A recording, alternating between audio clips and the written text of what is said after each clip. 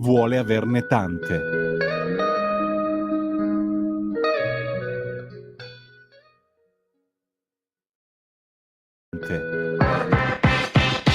Per interagire con Radio Libertà, inviaci un messaggio di testo, audio, video al nuovo numero dedicato a te 340 6709 659 340 6709 659. Rimani connesso con Radio Libertà, la tua radio.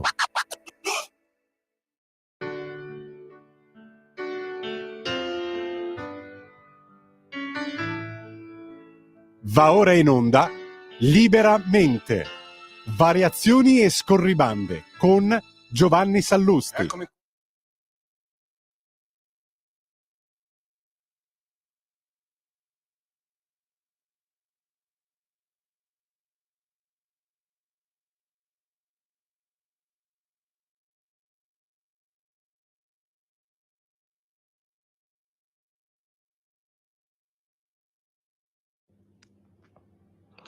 Buongiorno a tutti e bentornati a Liberamente, variazioni e scorribande qui su Radio Libertà e buon sabato. Ebbene, oggi vorrei sottoporvi un neanche tanto piccolo esempio di giornalismo ideologico. Sì, perché ieri ci sono state le considerazioni finali nel suo discorso sullo stato dell'Italia e dell'Europa del governatore della Banca d'Italia Fabio Panetta, che ha fatto un'analisi esaustiva a 360 gradi della nostra contemporaneità. A un certo punto ha toccato un tema chiave di essa, e cioè l'inverno demografico europeo e soprattutto italiano, e ha detto che da un punto di vista anche economico servirebbe che in Italia arrivassero degli immigrati regolari che quindi potessero integrarsi, lavorare, pagare le tasse, contribuire al benessere del paese. Questa è una sintesi nostra, ma il concetto che voleva esprimere Panetta.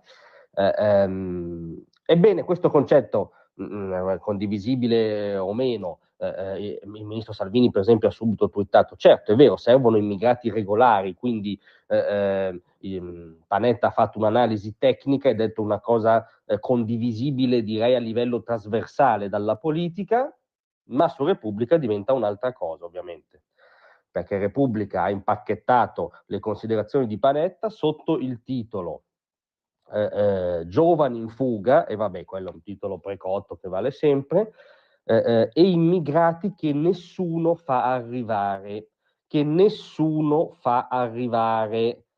Guardate la torsione ideologica del titolo, cioè dall'analisi tecnica si piomba nella politica e si dice il problema è che nessuno in Italia sta facendo arrivare degli immigrati. Ora, questo, oltre ad essere controintuitivo rispetto agli ultimi decenni, tendenzialmente a guida PD, dove l'Italia è stata tendenzialmente il campo profughi d'Europa, e anche è andata in overdose di immigrazione irregolare, questo è un dato oggettivo, tant'è che tutti i governi hanno provato a porre in Europa il tema della redistribuzione dei migranti, quindi evidentemente arrivavano se si provava a porre il tema della redistribuzione, se no non si redistribuiva alcunché, ma soprattutto si addita al colpevole su Repubblica, che è sempre ovviamente la destra becera, fascista, che non fa arrivare gli immigrati e che quindi è razzista e non fa gli interessi del paese. Cioè ha cambiato completamente il disegno il discorso di Panetta, l'ha trasformato in una sorta di discorso di Carola Rackete o di Luca Casarini, no? O di qualche mamma santissima delle ONG e dell'immigrazionismo acritico. Allora, il compito della politica non è far arrivare immigrati, come dire, senza nessuna specifica e senza che sia descritta una politica dell'immigrazione che anzitutto contrasta l'immigrazione clandestina.